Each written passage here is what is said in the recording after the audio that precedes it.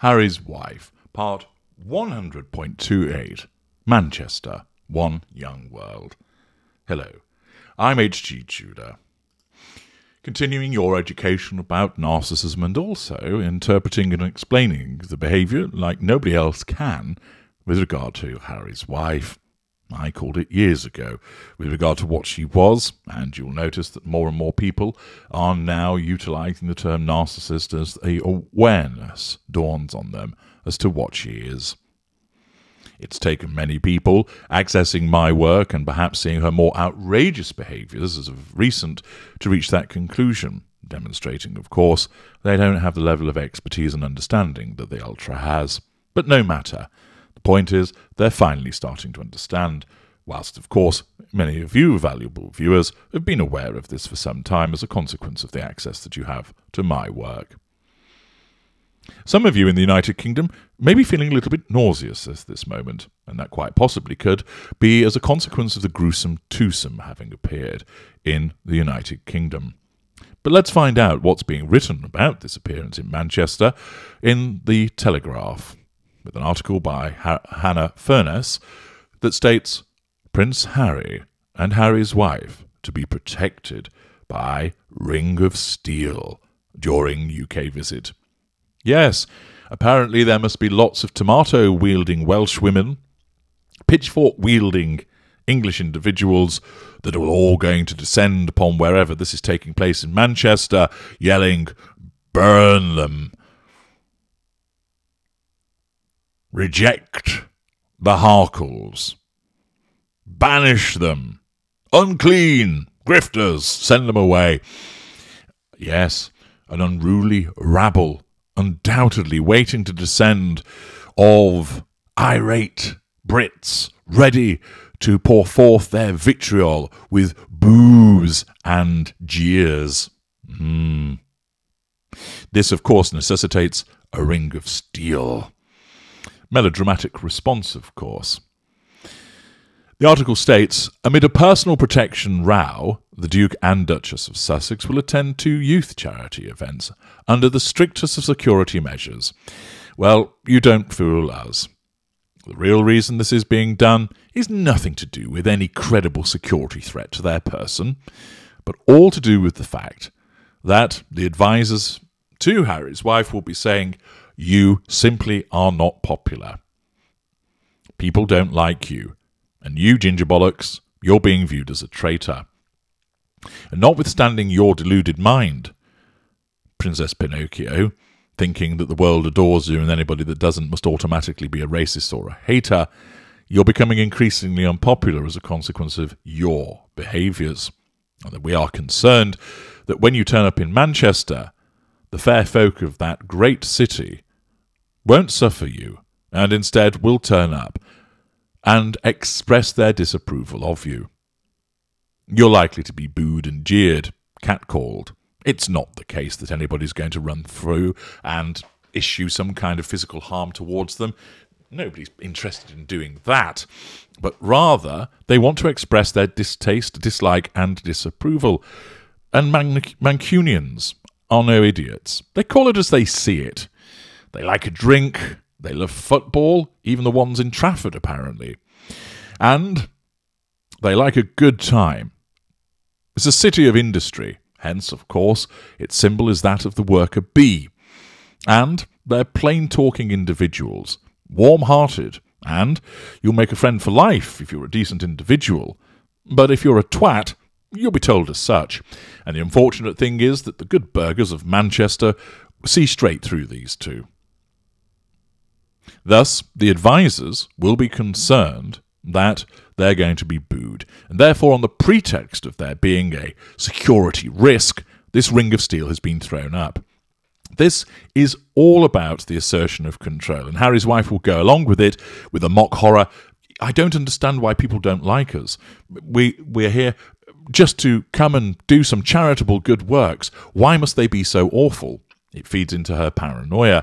It feeds into her narrative that these individuals are just disgusting, hate-filled people, and she cannot understand why they would ever dislike her. After all, she is St. Harry's wife of mass merchandising. Our Lady of Soothing the Fevered Brow, so long as you've the money to pay for it. Returning to the article, youth charities have implemented the strictest of security measures to allow the Duke and Duchess of Sussex to visit safely on Monday. Ooh, bad words. Ooh, ow, ooh. With the couple expected to miss seeing their own family in favour of a post-royal tour. That demonstrates the absence of emotional empathy, but also the fact that members of that family are not particularly bothered about seeing them after their behaviours. Organisers of the One Young World Conference in Manchester and the Wellchild Awards in London are operating under a ring of steel as the Sussexes attend amid a row about the couple's personal security arrangements. The Duke, who has successfully applied for a judicial review of a decision to provide Met Police security for his family only on a case-by-case basis, was previously said to have been chased by photographers following a COVID-secure version of the Children's Charity Awards in 2021. Ooh, chased by photographers. How frightening. This is a man that served in Afghanistan. Admittedly, he was known as Bunker Harry, and Trevor Colt can tell you all about his behaviours whilst out there, as he's the man that knows, and of course I know a bit through my own connections. But the point is this, he's meant to be a fairly fearless soldier that gets down there. So few photographers. Of course, he claims that the flashing of the bulbs, etc., causes flashbacks with regard to what happened to his mother. But he seems pretty happy to turn up at events at the UN, etc., where the cameras are flashing away. So there's a load of bunkum, and he's just indeed led by the nose or something else with regard to the crap that his wife comes out with. To suggest that you're fearful because you've been chased by some photographers, even though, as I understand it, there isn't actually any evidence of them being chased by the photographers. They just drove away in their Range Rovers. The fact is, this is being used as an excuse to suggest we're very worried that we might be chased by some photographers and therefore keep the great unwashed away from us, i.e., having been told that there's a risk of unpopular responses to them, Harry's wife Narcissism agrees that you need to ensure that nobody's there that can do anything to damage the facade of me being a brilliant and wonderful person. Therefore, the naysayers, the booers, the complainers, the catcallers are being banished. Returning to the article, the Duke has successfully applied for a judicial review of a decision to provide Met Police security for his family on a case-by-case basis was previously said to have been chased by photographers following a COVID-secure version of the Children's Charity Awards in 2021.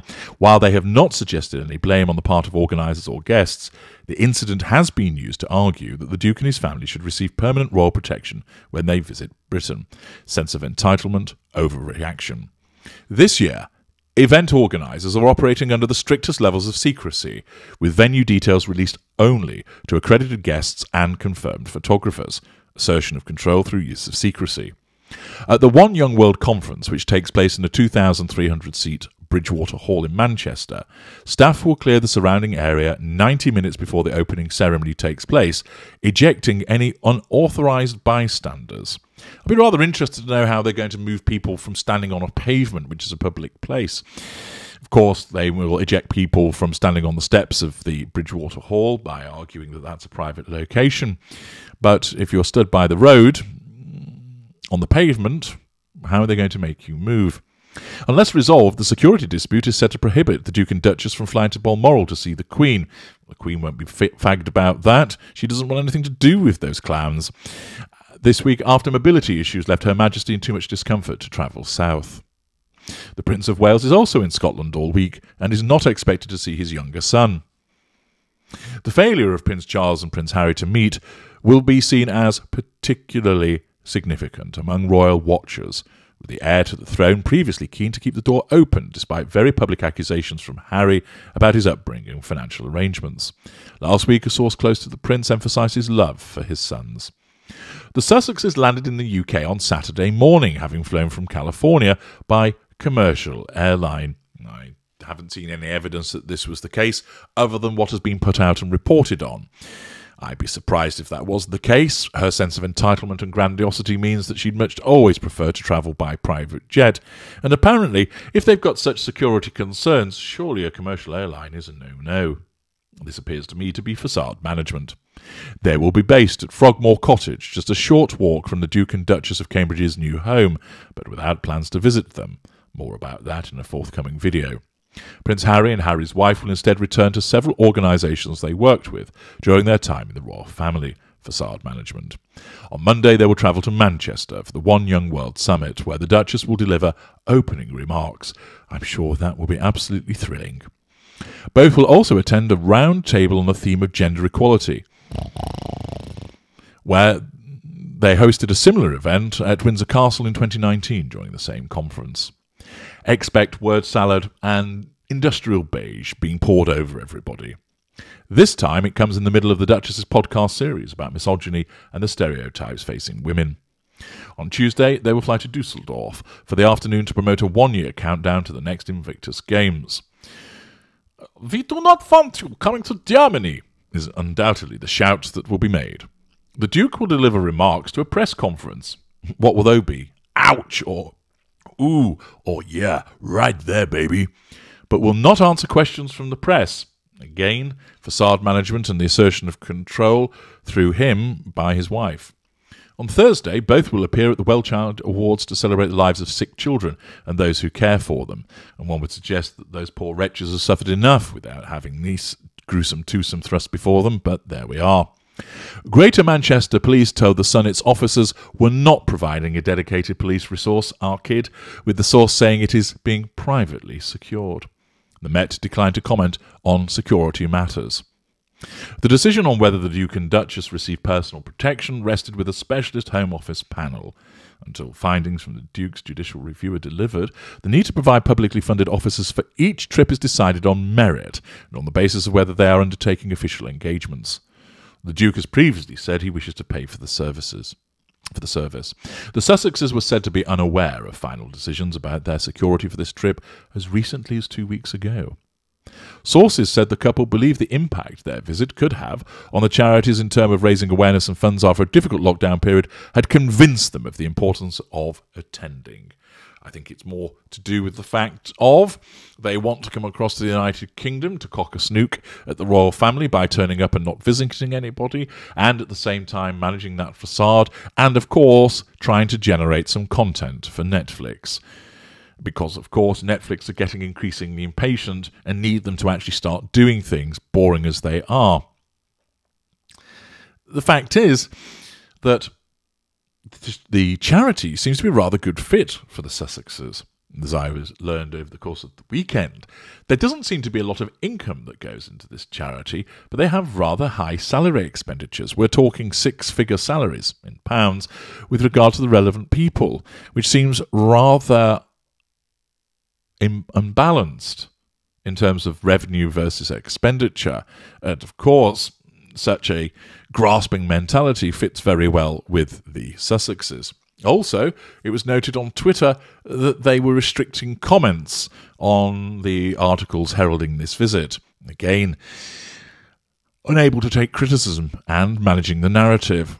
It seems that One Young World and Harry's wife are particularly good bedfellows. But what does the below-the-line section have to tell us? Well, Telegraph readers are usually an educated bunch. Let's dive in and find out what they have to write. Jonathan Mantle. This will all end in tears. Come home, Harry. Bring the children and reconcile with your father and stepmother. You're better off without her. You can rebuild your life. Christine Carpenter.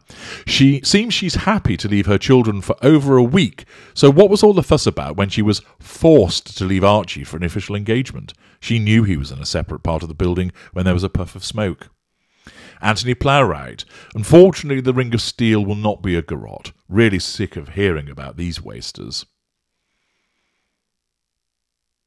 Jonathan Steele. Amazingly, illogically about their legal posturing, call it demand for UK police protection after stepping back from royalty. Now he's relying on his birthright entitlement alone, and no part of being an active member of the function of royalty for protection. If we fall for this one, we are really stuffed. Matthew Sugden.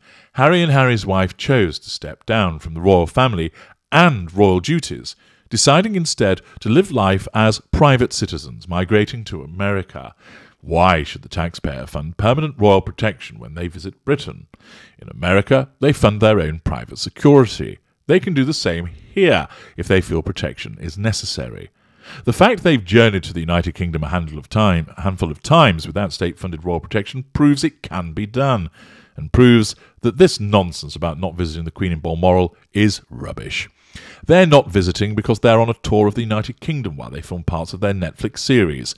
Take away the titles. I'm sick of the Daily Telegraph publishing this nonsense about them. It's not news, it's celebrity stories. Gilly proudly. She wants the royal family abolished because she didn't get what she wanted. Windsor Castle for starters, then the wedding tiara. She was called out from day one and disliked it. Chris Jarvis. This hypocritical pair should stay where they chose to live. The sooner their titles are removed, the better. Bernard Doughty. Glad we don't know where they are, as we don't want to see them, and be perfectly happy if they stayed in the USA all the time. They are irrelevant and not newsworthy. Scott Rowan. Why should they be protected by a ring of steel? Let's face it, nobody wants them here, and if they insist on coming, then they should take their chances. Perhaps then they should remain in the United States and leave us in peace. Charles Eyre. I'm surprised Harry's wife hasn't arranged an open coach with footmen in powdered wigs walking in front. Stefano Blaze. It's done to keep the hecklers out of earshot, most likely. P.A. Turner. Do their private security firms actually have the authority to prevent people from standing wherever they wish to outside the venue? What jurisdiction do they have? Chris Walker. Narcissists. To the point there, Chris, and accurate. Certainly, of course, with regard to her. John Haynes. Give us a break. David Chipping. It's probably not a displaced emotion. They've become a drain on the nation. I hope they're paying the Met for this ring of steel. Hopefully they were made to wear it. What's wrong with landing at Heathrow or Edinburgh in your jet and then taking a helicopter to see your mum and then back to the United States? Nick George. Normally this could be written off as a bout of paranoia, but for one inconvenient truth, everybody loathes them. This sudden and uncharacteristic self-awareness may be a real pain for the gruesome twosome. Still, I'm sure it's easy to dismiss, as we must all be racists, as there can be no other reasonable explanation for disliking these candidates for sainthood. Sums it up, sums her mentality up entirely aptly there. Kuba Swirad. No more H&M stories, please. They're completely irrelevant. Stop talking about them. Take their airtime away and they'll fade into deserved nothingness. It worked beautifully with disturbed doom child Greta. And on it goes. Jean Theo. Why do the Daily Telegraph keep reporting about this useless pair? Sue Chung. This is extremely damaging. The fact I have supported Wellchild in an event with true earnesty, and they have decided to finance their security this round, is truly distressing. A serious lack of judgment. I don't see how such petulant Homo sapiens be exemplary in use for award ceremonies. AI would be more deserving. Annabelle Partridge. The charities are paying for the security. Questionable use of their resources. Eileen Briers. Send them the bill and ask them not to come again. Peter Watson, don't bother coming, just stay away. Paul Milner, no doubt they're coming to watch their duplicitous move and their every duplicitous move and ensure they get nothing of value to take back to their paymaster Netflix in La La Land. That's going to be one boring documentary, isn't it? Writes Anita Say, turning their face away from what might be interesting. Julia Handel, it's us that needs protecting from this toxic couple. And the comments continue all the way through. Nobody defending them.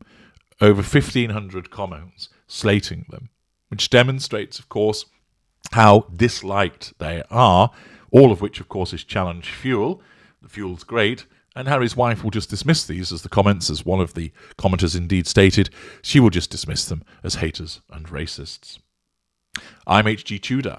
It remains to be seen what else comes out of Manchester, and, of course, I'll be explaining it through the lens of narcissism as always. Thank you for listening.